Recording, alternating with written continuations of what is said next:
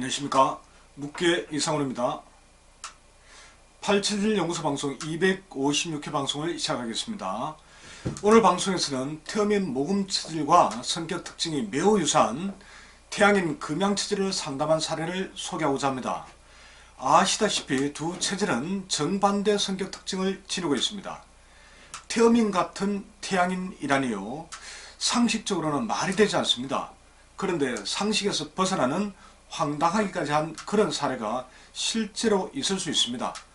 팔체질 감별에 관심이 많은 분들께는 좋은 참고 자료가 될 수 있을 듯 합니다. 그런데 여러분은 4개 또는 8개의 체질별로 어떤 특징이 있는지 잘 알고 계시는지요? 만약 공부를 좀 하신 분들이라면 대체로 각종 책에서 언급된 체질별 특징을 철석같이 믿는 경향이 강할 겁니다. 결론부터 말하면 혹시라도 그런 생각에 빠져있다면 체질 진단 오류를 범할 가능성이 매우 높습니다. 체질 진단은 그렇게 단순하지가 않기 때문입니다. 며칠 전에 두 분의 여성이 팔체질 연구소를 방문하셨습니다. 연구소 상담을 통해 건강이 몰라보게 좋아지신 분이 계신데 이날 직장 동료 여성 두 분을 모시고 오셨더군요. 늘 언급하는 이야기이지만 간혹 전형적인 체질 특징에서 벗어난 분들이 있습니다. 어제 오신 분 중의 한 분도 바로 그런 경우였습니다. 그분의 체질은 열태양인 금양체질이었습니다. 열태양인은 만약 남성이라면 상남자 스타일이 가장 많은 체질입니다. 왜냐하면 이 체질을 음양으로 분석하면 양중의 양으로 양적 성질이 가장 강하기 때문입니다. 그런데 이분은 상담 내내 차분한 모습을 유지하시더군요. 체질적으로 폐가 가장 강하지만 목소리도 그렇게 크지 않았습니다. 그리고 같은 체질의 다른 분들과 달리 평소 냉증이 심하다고 했습니다. 풍기는 인상과 성격 역시 양적 기질이 그렇게 강해 보이지 않았습니다. 그러다 보니 너무나 당연하게도 금양체질 열태양인 특징과 맞지 않는 부분들이 많다고 했습니다. 언뜻 보기에도 그런 느낌이 강하게 들어서 상담을 본격적으로 진행하기 전에 미리 말씀을 드렸습니다. 지금부터 하는 설명 중에서 본인 특징과 거리가 먼 내용이 꽤 있을 거라고 말입니다. 그리고 열태양인 금양체질이 아닌 다른 체질로 가정하고 설명을 듣게 되면 안 맞는 내용이 오히려 더 많을 것이라는 말도 덧붙였습니다. 이분은 밖으로 드러난 모습만 생각한다면 열태음인 모금체질에 가깝습니다.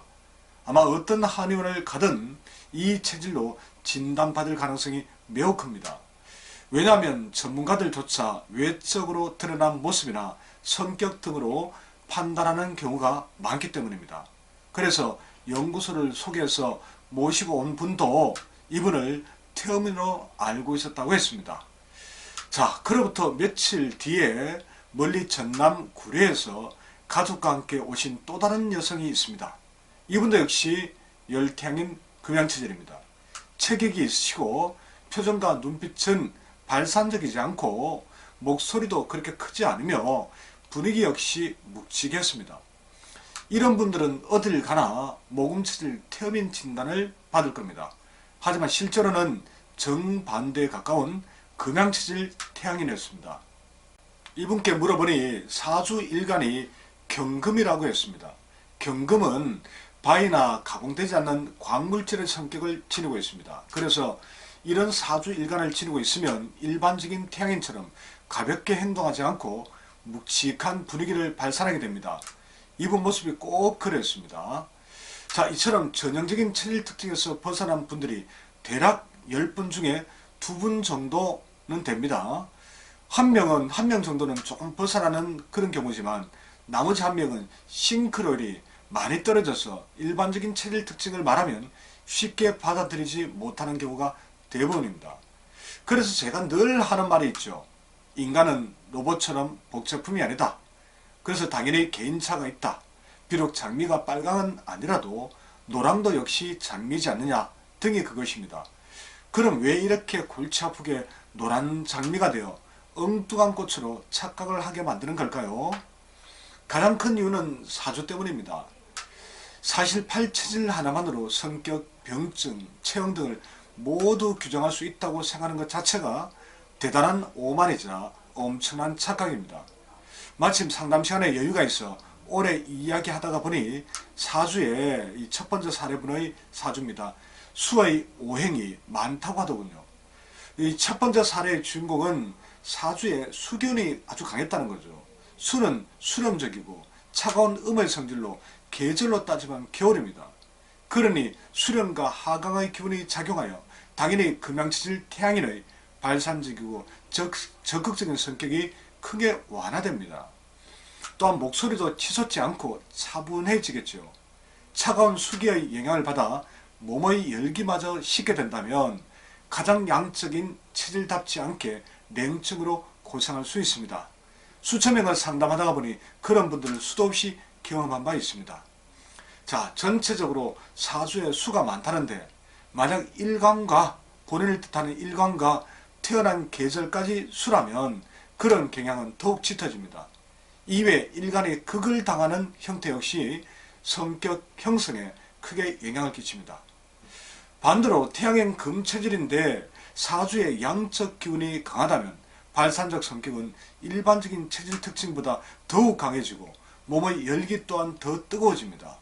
첫 번째 사례의 여성을 모시고 오셨던 분이 바로 그러했습니다. 말씀하시기를 본인은 간목 기운이 강하다고 하더군요. 보고 들은 성품과 그간의 병증을 생각하니 너무나 당연했습니다. 자, 이렇게 사주에 대해서 간단히 말씀을 드렸지만 그렇다고 체질 및 건강 상담을 할 때 사주까지 참고하면서 상담하지는 않습니다. 저는 사주 명리학 전문가가 아닙니다. 또한 사주를 조금 안다고 해도 사주까지 언급할 여력도 없습니다. 체질을 설명하면서 사주까지 곁들이는 것이 과연 바람직한가에 대한 의문도 있습니다. 다만 이번 태음인 모금체질 같은 태양인 금양체질 상담 후기를 정리하면서 여러분께 꼭 하고 싶은 이야기는 있습니다. 절대로 성격, 음식 반응, 체형만으로 체질을 쉽게 판단해서는 안 된다는 점입니다. 상담할 때는 어쩔 수 없이 평균적인 체질 특징, 즉 빨간 장미쯤 되겠죠. 이걸 중심으로 설명할 수밖에 없지만 그 특징이 나와 100% 반드시 일치할 수는 없습니다. 동일 체질인 쌍둥이도 성격에 차이가 생기는데 어떻게 수십억 지구인이 체질 하나로 모든 게 같을 수 있겠습니까? 그럼 복제된 로봇이지 각각의 개성을 지닌 사람이 될 수는 없겠지요. 그러므로 평균적인 체질 특징에 매우 가까운 분도 있지만 사주 명리 등의 영향으로 간혹 일치율이 많이 떨어지는 분도 있을 수밖에 없습니다.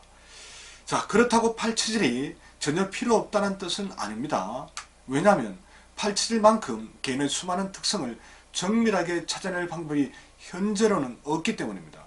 그리고 팔체질은 건강을 챙기기 위해서는 반드시 알아야 할 필수적인 지식이기도 하고요.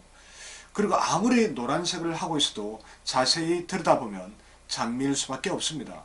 장미가 프리지어가 될 수는 없지 않겠습니까? 아무리 다른 체질로 보여도 이 진맥과 오링 테스트로 진짜 체질이 명확히 확인됩니다. 진짜 체질이. 상담을 통해서도 그 체질일 수밖에 없는 특징을 곳곳에서 찾아낼 수 있습니다. 그러므로 겉모습만 보고 본인이나 타인의 체질을 성급하게 단정하면 안 됩니다. 반대로 본인의 일부 성격이 특정 체질 특징과 부합하지 않는다고 무조건 그 체질이 아닐 것이라고 외면해서도 안 됩니다. 태양인과 태음인은 정반대에 가까운 체질입니다. 그런데도 이처럼 혼란이 생기는 경우가 있습니다. 그만큼 팔체질 진단은 참으로 어렵습니다. 그럴수록 다양한 방법을 총동원해서 종합적으로 체질을 판단해야 합니다. 아무쪼록 지금까지 언급한 모금체질 태음인과 같은 금양체질 태양인 상담 후기를 통해 여러분께서 팔체질에 대해 조금 더 이해할 수 있는 기회가 될 수 있으면 좋겠습니다. 그럼 다음 방송에서 다시 뵙겠습니다. 고맙습니다.